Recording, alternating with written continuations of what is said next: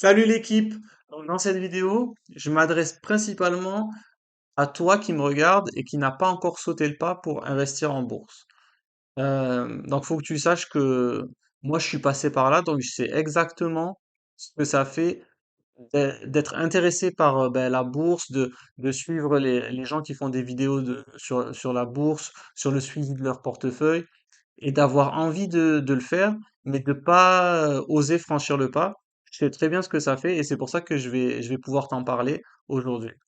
Donc ensemble, on va énumérer ben, analyser les raisons qui font les raisons qui t'empêchent de passer à l'action et on va voir pour chacune d'elles pourquoi c'est pas à mon sens des bonnes raisons.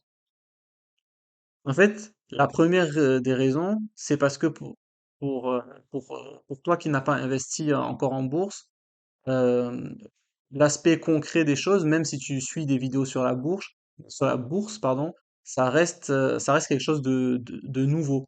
Donc, l'interface, l'inscription chez ton courtier, tout ça, euh, c'est quelque chose de nouveau.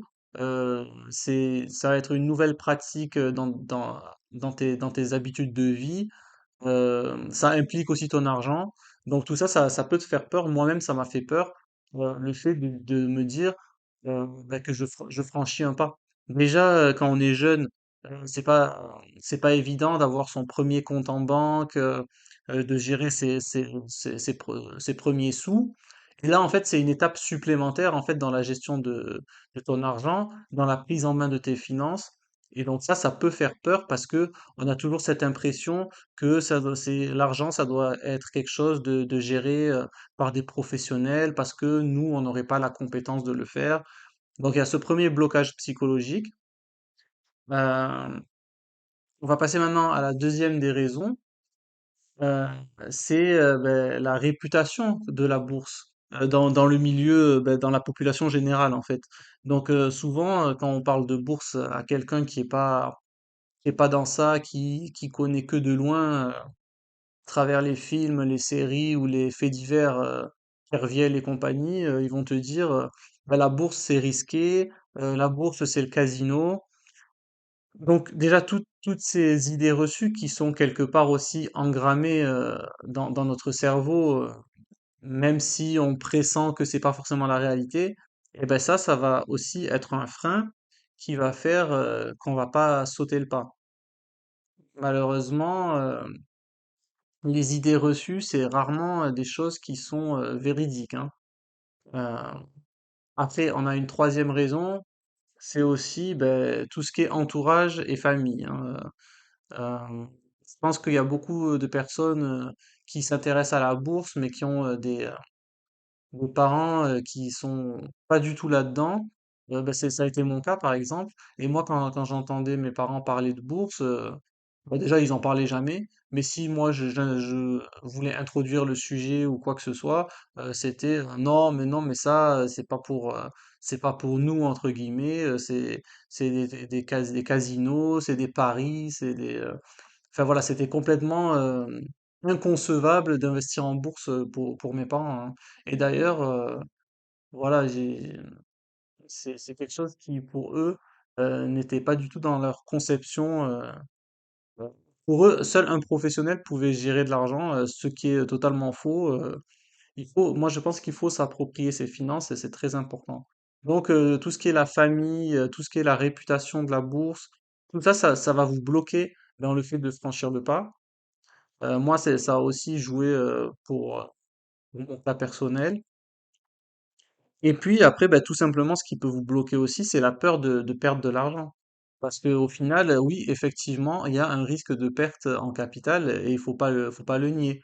Cependant, comment ça s'appelle? C'est à pondérer par le fait que il y a des études qui montrent que sur 10 ou 20 ans d'investissement, la probabilité de perdre de l'argent, elle est quasi nulle. Mais encore une fois, il faut donc il faut se former justement pour pas faire d'erreur dans vos choix d'investissement parce que c'est la vérité.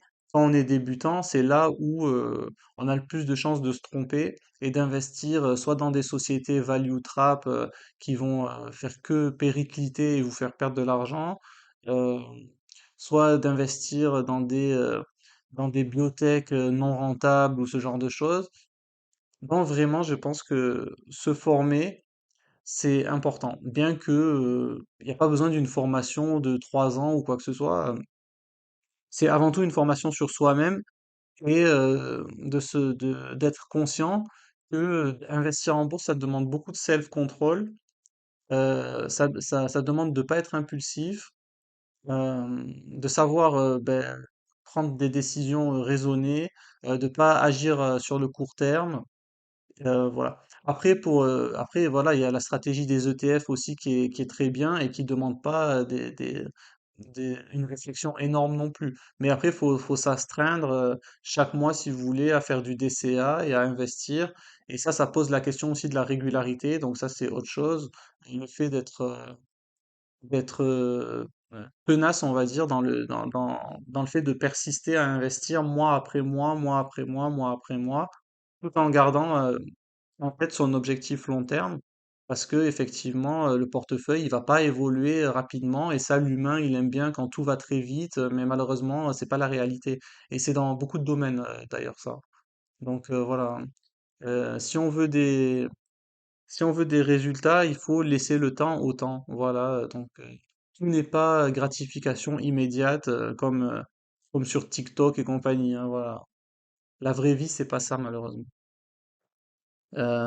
Ensuite, il y a aussi une autre des choses qui peut vous bloquer, c'est le fait de vraiment passer à l'acte, là où vous allez ouvrir votre compte titre et qu'ils vont vous demander ben, les papiers d'identité, tout ça. Là, ça peut aussi, moi, je sais, ça m'avait fait un petit quelque chose de me dire, ben voilà, là, c'est vraiment là, je vais passer à l'acte, je vais m'inscrire, je vais ouvrir mon compte titre, je vais commencer à investir. Donc ça peut bloquer aussi. Mais en fait, pour toutes les raisons qu'on a évoquées, il faut que vous gardiez à l'esprit que sur le long terme, la bourse, historiquement, après, ça veut pas, les performances passées préjugent pas des performances futures, mais à moins que l'économie s'effondre et qu'on retombe tous vivre dans des grottes, les entreprises, elles ont encore de longues années devant elles avant de cesser toute activité. Je pense que un bon moyen de commencer à se lancer dans l'investissement, c'est ne serait-ce déjà que de passer l'étape d'ouvrir un compte titre ou un PEA. Même si vous n'y mettez pas d'argent ou le minimum, je crois c'est peut-être 10 euros sur certains courtiers, je sais pas. Mais rien que le fait déjà, et puis même au niveau fiscal pour le PEA de prendre date, c'est-à-dire d'ouvrir le compte et vous n'êtes pas obligé de mettre de l'argent de suite, mais déjà faites cette démarche-là et puis vous verrez que déjà ça vous enlèvera un poids important des épaules et par la suite, après, ben, vous pouvez commencer progressivement avec une petite somme, et puis vous faites vos premières transactions, comme ça vous vous familiarisez, et puis après, plus tard vous avez pris confiance, quand plus tard vous avez mûri votre stratégie, votre philosophie d'investissement, effectivement, vous pouvez mettre en place des versements qui sont plus conséquents. Mais sachez que je pense que tous les investisseurs, ils ont connu cette espèce de friction au démarrage, et comme je disais, je crois, dans ma première vidéo, le plus dur en bourse, enfin, une des choses les plus dures, c'est de se lancer. Surtout quand on vient pas d'un milieu du tout qui est familiarisé avec tout ça. C'est euh, c'est encore plus dur que, par exemple, quelqu'un qui a des parents qui sont déjà investisseurs ou quoi que ce soit. Parce que moi, c'est vraiment de moi-même, personne de mon entourage, ni mes amis, ni ma famille, ils n'investissent en bourse. Donc c'est à travers les vidéos que j'ai regardées, à travers les articles que j'ai pu lire, que j'ai franchi le pas justement de l'investissement. Et au jour d'aujourd'hui, ça fait 4 ans et demi que je suis investisseur. Et le seul regret que j'ai, je vais vous le partager, c'est de ne pas avoir commencé l'investissement plus tôt. C'est le seul regret. Voilà, au bout de 4 ans et demi, mon regret en bourse, c'est de ne pas avoir commencé plus tôt.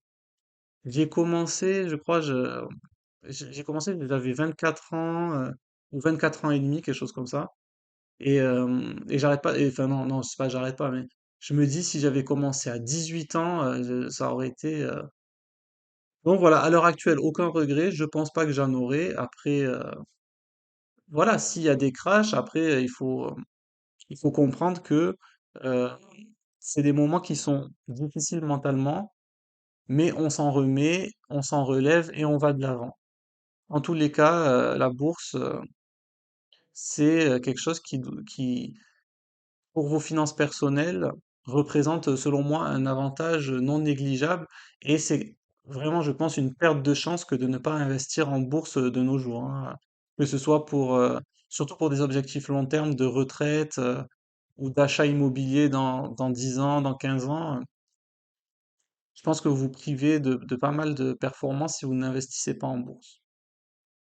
Bah écoutez, c'était tout pour moi. Restez branchés parce que je vous prépare pas mal d'autres vidéos. Abonnez-vous pour ne pas les rater. Et, euh, et je vous dis à très vite. Prenez soin de vous. Bye.